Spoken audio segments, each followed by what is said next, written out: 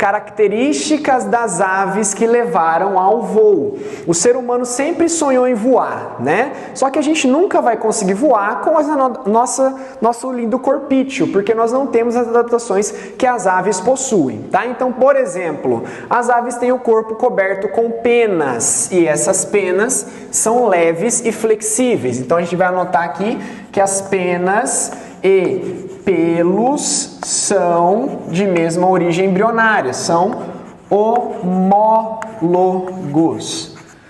São homólogos, têm a mesma origem embrionária. Então, por isso que a ave tem pena, mas não tem pelo, o mamífero tem pelo e não tem pena, tá? As penas são importantes no voo, tanto que aquelas pessoas que mantinham, né, antigamente, hoje nem tanto, mas antigamente era mais comum você manter um papagaio em cativeiro, o famoso louro. Você ia sempre na casa do vô, você tem louro? Uma maritaca, né? Mas tinha o louro lá da casa do vô, da casa do tio, e o louro ficava lá, falando curupá, curupaco, cantando nacional, assoviando, contando piada, e o louro nunca ia embora, porque o cara cortava as asas dele, cortava as penas das asas, assim o bicho não podia ir embora. Ele só ficava andando daquele jeito que ele andava assim, né? De louro, e não voava. Falava, nossa, que legal, ele é domesticado, ele não quer ir embora. Não, ele quer ir embora, só que ele não consegue voar, por isso que ele fica lá, tá? Ou ele nasceu ali, tá acostumado, é igual galinha, né? Galinha pode voar, só que ela não sabe porque ela nasceu no cativeiro, tá? Então, ó, outra coisa que as aves têm e que permitem adaptação ao voo são os ossos pneumáticos. Esses ossos pneumáticos apresentam galerias de ar dentro do osso, tornando o osso menos denso, tá? E mais propício ao voo. Se a gente fosse comparar o peso, né, a massa do esqueleto de um mamífero com a massa do esqueleto de uma ave, o esqueleto da ave seria muito menos,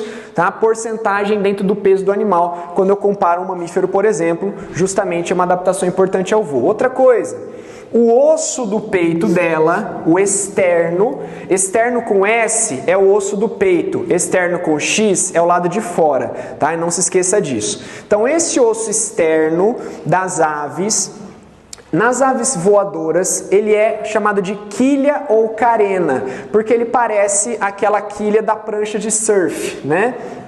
Que é quase uma barbatana, é um troço comprido, onde eu tenho maior área de superfície para a inserção dos músculos peitorais.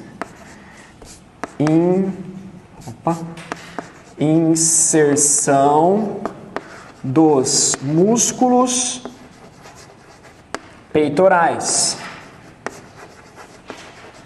tá? Sendo assim, gente, tem uma carteira aqui. Sendo assim, os músculos peitorais inseridos, eles podem ser fortes, podem ser maiores, o que promove mais força para o voo. Uma ave que não tem quilha ou carena, falta espaço para ela posicionar os músculos peitorais e, consequentemente, o peito dessa ave sem quilha ou carena é fraco e ela não consegue voar. Se ela não consegue voar, só lhe resta correr, tá? Então ela tem duas alternativas, ou ela voa bem ou ela corre bem. Se ela não fizer nenhuma coisa nem outra, é uma galinha, né? Então aí ela só sobrevive porque ela está em cativeiro e as pessoas cuidam da galinha. Porque se uma galinha vivesse solta, ela ia ser uma presa fácil para os predadores. Sacos aéreos que se comunicam com os pulmões. Esses pulmões são pulmões especiais chamados de parabrônquios. Os parabrônquios, tá? E esses parabrônquios, eles são especiais porque nós vamos ver que na fisiologia do respiratório das aves, elas possuem 2 ciclos de respiração, diferente dos mamíferos que nós estamos acostumados. As aves têm 2 inspirações e 2 expirações para completar o seu ciclo de respiração. Então é importante a gente lembrar disso aí quando for falar da fisiologia. A ausência de bexiga urinária, para que eu vou ter ausência de bexiga urinária? Redução de peso.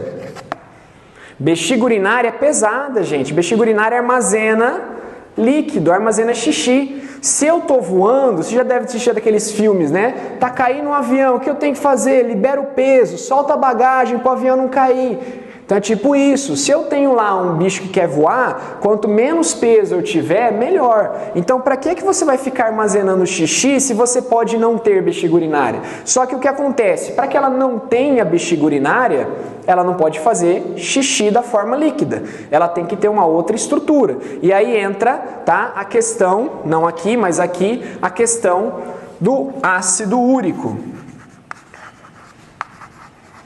A urina pastosa, ácido úrico, tá? E obviamente, por último, ele vai se desenvolver fora do corpo, oviparidade, a fecundação, ovíparo, né, gente? Lembra? O cara que é ovíparo, ele tem fecundação,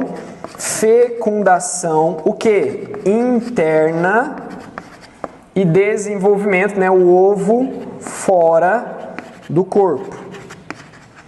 Você bota ovo. Não adianta você ter fecundação interna e guardar o ovo, né? Pensa o avestruz guardando um ovo lá dentro. Vai ficar muito mais pesado. Ah, mas o avestruz não voa, prof. Verdade, mas ele corre, né? A estratégia dele de sobrevivência é corrida. Vamos lembrar a questão das formas de ovos, né? De botar os ovos. Vamos lembrar rapidinho? Vou colocar aqui, ó. Eu tenho ovulíparo, ovíparo, ovovivíparo e vivíparo. Ovulíparo, ovíparo, ovovivíparo e vivíparo. Beleza? Vamos lá. Primeiro, ovulíparo, fecundação externa, ovo externo, tá? Fecundação externa, ovo externo. Peixes e anfíbios, por exemplo, são ovulíparos. Eles jogam gametas na água, fecundação ocorre na água e os ovinhos ficam na água. Ovíparo, fecundação interna, ovo externo. As aves e os répteis, fecundação interna, pode ter cópula com pênis ou não, né? Nos répteis você tem pênis, nas aves, algumas aves têm pênis, outras não têm, outras têm pareamento de cloaca. Então o galho e a galinha, o galo sobe na galinha, pareia a cloaca com a galinha, não tem pênis no galo, e ele joga os espermatozoides ali, tira o alvo, se der certo, foi, se não der, errou o buraco, tá? Fecundação interna e o ovo é externo. Se o ovo é externo, gente, não preciso nem falar que o ovo não tem nenhum tipo de dependência da mãe. O bichinho que está dentro do ovo, ele se nutre somente do vitelo, né? E dos anexos que tem ali. Ovo vivíparo, a fecundação é interna e o ovo é interno. Fecundação interna e ovo interno. Se o ovo é interno, eu não boto esse ovo. Se eu não boto esse ovo, muitas vezes eu não preciso ter uma casca calcária, porque ele vai ficar protegido dentro do bicho. Só que por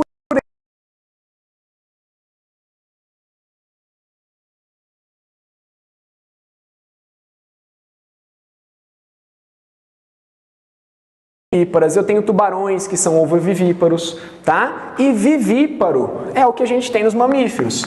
Fecundação interna, sem ovo. Eu tenho uma dependência fisiológica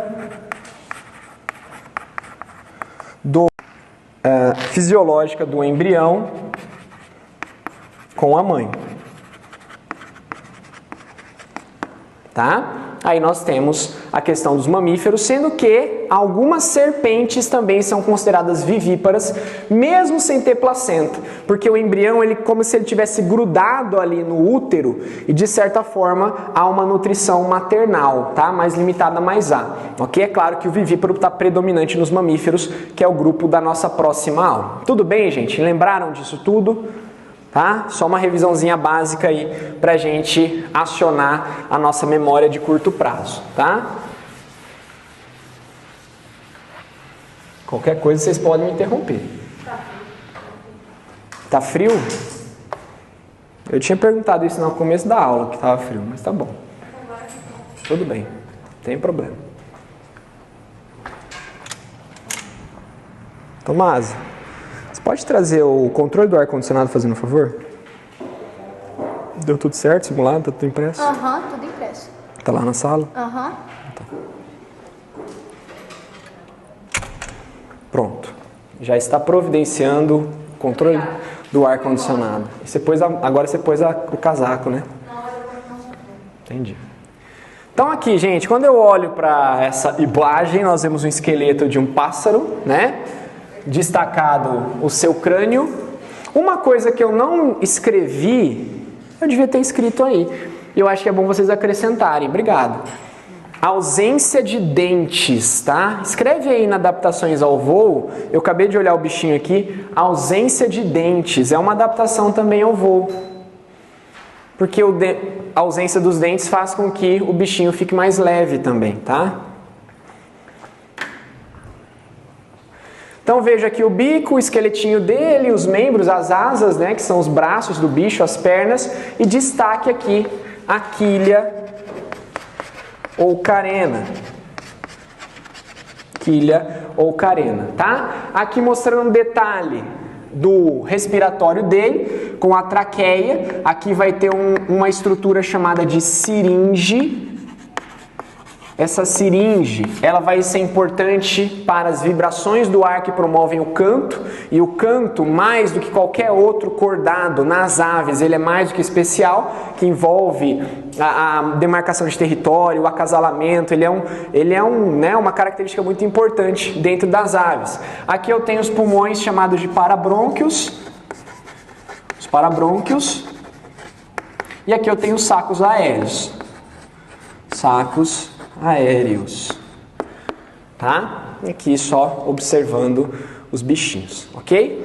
Aí aqui eu tenho ossos pneumáticos, vejam como eles são bem, como posso dizer, cheio de lacunas de canais.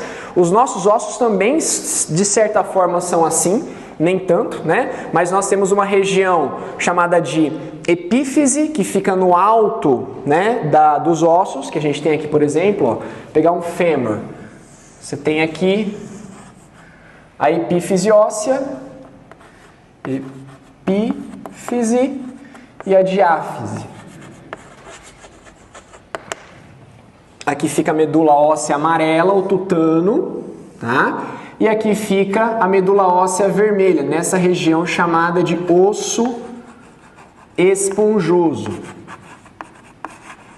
Osso esponjoso, tá? Só que nas aves esse osso esponjoso é muito mais acentuado. As trabéculas, que são esses buraquinhos aí, são muito mais acentuados, promovendo uma redução da densidade do corpo do bicho. Se eu pegar uma pena, gente, a pena em si, ela é um órgão complexo, uma estrutura complexa, não é tão simples quanto um pelo. É um pelo basicamente lá, um aglomerado de queratina. Já a pena, ela tem uma estrutura, ela tem como se fosse um eixo principal, que a gente chama de raque, né? Como se fosse uma folha, como se fosse a nervura, né? A nervura principal. Você tem o cálamo, que é onde fica como se fosse a raiz, que fica inserida na pele do animal. E aí você tem essas regiões chamadas de barbas e bárbulas. Se você já brincou com uma pena qualquer ali, se você pegou e passa o seu dedinho no comprimento, na organização das fibras, ela é lisinha e é macia. Agora, se você passar do lado contrário, meio que você vai arrepiando a pena e depois você não consegue voltar de novo, né? Tipo assim, você vai rasgando a pena, porque você vai quebrando essa organização de barbas e bárbulas, porque tem ganchinhos que encaixam aqui, ó, as barbas certinho para fazer o deslocamento do ar, para ter um isolante térmico, né, e funcionar muito bem na função de proteção e de auxílio ao voo, tá bom? E aí nós vamos falar um pouquinho agora na sistemática das aves, ou seja, na classificação. Nós não temos muitas ordens aqui, nós vamos simplesmente falar dos dois grupos.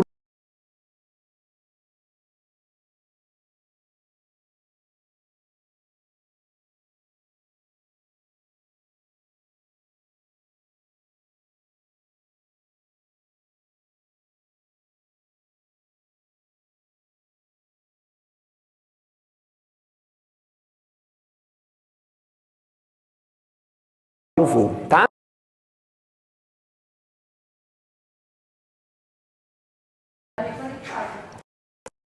Então tá, tudo bem. Raios, a águia, pinguim entrando de novo, pombo, né? Lembra que eu falei que o pombo não devia nem estar aqui no Brasil, porque ele foi introduzido, né? Ele foi para Paris ou foi para Roma, viu que tinha pombos lá, feliz correndo atrás do pombo, e aí foi trazer para o Brasil e virou esse troço, né?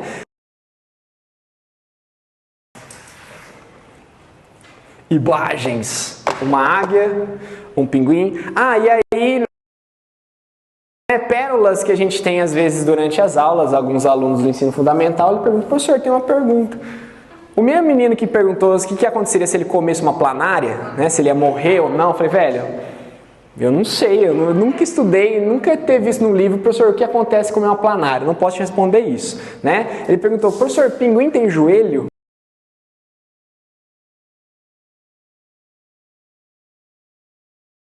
Assim, tal, parece que ele não tem joelho. Olha, realmente a perninha dele é curtinha, mas é provável que ele tenha joelho, mas não uma articulação como das garças, aquele joelhão, né? E é engraçado que as garças têm o joelho que dobra para trás, não para frente. Não dá para você imitar uma garça. Entre as aves, eles odeiam o tucano, porque ele come os ovos das outras aves, né? Fala, o tucano, que bonitinho o tucano, biquinho vermelho, biquinho amarelo. Ele é odiado entre as outras aves, porque ele é um comedor de ovos, tá? E o papagaio, você já teve papagaio, Duda? É muito igual, minha filha, só falta uma coisinha. A maritaca a sua, aquela que grita às 5 horas da manhã.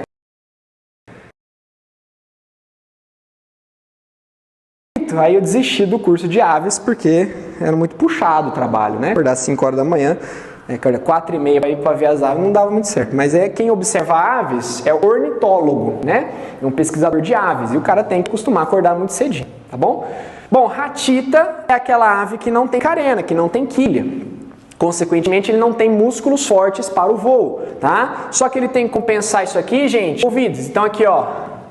Ela tem as asas reduzidas ou ausentes, tá? Porque não faz muito sentido. Se as asas nas aves servem para voar, se eu não voar, gente, eu não posso ter uma asa muito grande. Por que eu tenho uma asa muito grande se ela não vai servir para nada? Ela vai ser um peso para mim, tá? Se você for correr, você não precisa ter braço grande, você tem que ter perna grande. Se o braço pequenininho só para dar uma equilibrada, já é melhor, tá? E o osso é achatado, não tem quiliocarena, músculo das pernas desenvolvidos. Aí eu tenho a ema, que é uma ave sul-americana, tá? Tem no Brasil, que não é a fruta, tá? É uma ave e eu tenho muita dúvida se o kiwi chama kiwi por causa da fruta ou da ave, vocês vão perceber isso. O avestruz, que é uma ave africana, que tem no Brasil introduzida, tá? Trouxeram o avestruz para o Brasil igual o pombo, só que na verdade o avestruz foi comercial, interesse nos ovos, na carne, no couro, né?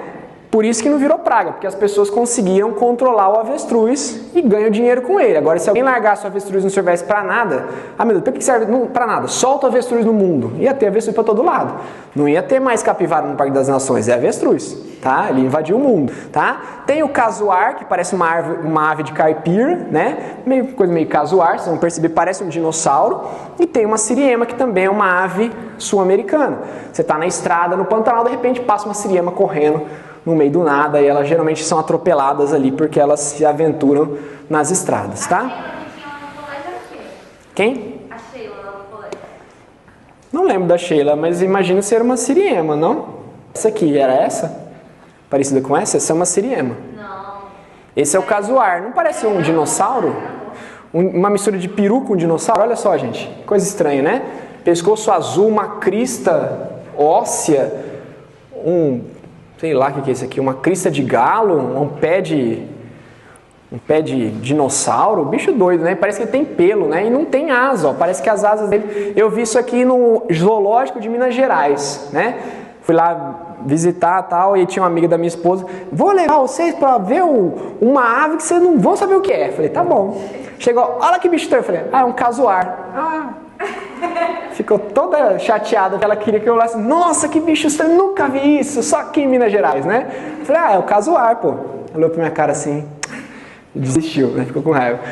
A siriema, o joelho dela, tem joelho, né? No pinguim não sei se tem joelho, mas aqui a articulação é pra trás. Olha lá, tá vendo? Dobrando o joelho ali, a outra, dobrando o joelho, do casuar, tá vendo? Aqui, o kiwi, olha o kiwi, gente, que fofo o kiwi. O kiwi tem uma asazinha cotoco aqui, ó, parece uma codorna, né? E você vê que ele tem cara de kiwi assim por fora. Não tem cara de kiwi, aquele meio uns pelinho marrom? Ah, pelinho. É. Aí eu até tinha visto Um memezinho que eu esqueci de colocar aqui, que era tipo um kiwi olhando para um kiwi cortado no meio, né? Aí ele olhando assim, tipo assim, será que eu sou verde por dentro também e tal, aquela admiração. Esse aqui é o avestruz, né, gente? O avestruz é um bicho muito imponente, né? Acho que ele pode chegar até mais de 2 metros de altura. As pessoas montam no avestruz e faz corrida de avestruz, né? O bicho é muito forte. E fala, eles comem pedra, eles comem tudo pela frente. Não é bem assim. É como eles não têm dentes, muitas vezes tem que pegar pedregulhos para ajudar na digestão, para ajudar na maceração dos alimentos, na moela, tá? Mas não quer dizer que ele vai comer pedra e se alimentar de pedra. E esse bicho, ele é muito territorialista, o macho principalmente. Então, quando ele se sente ameaçado, se você chegar perto dele, ele abre as asas assim, gente, faz uma dança meio maluca e vem correndo pra cima de você. Falei, olha, você não precisa nem abrir as asas que eu já tô respeitando, entendeu? Eu não vou chegar perto de um avestruz, né? O bicho medonho está do avestruz.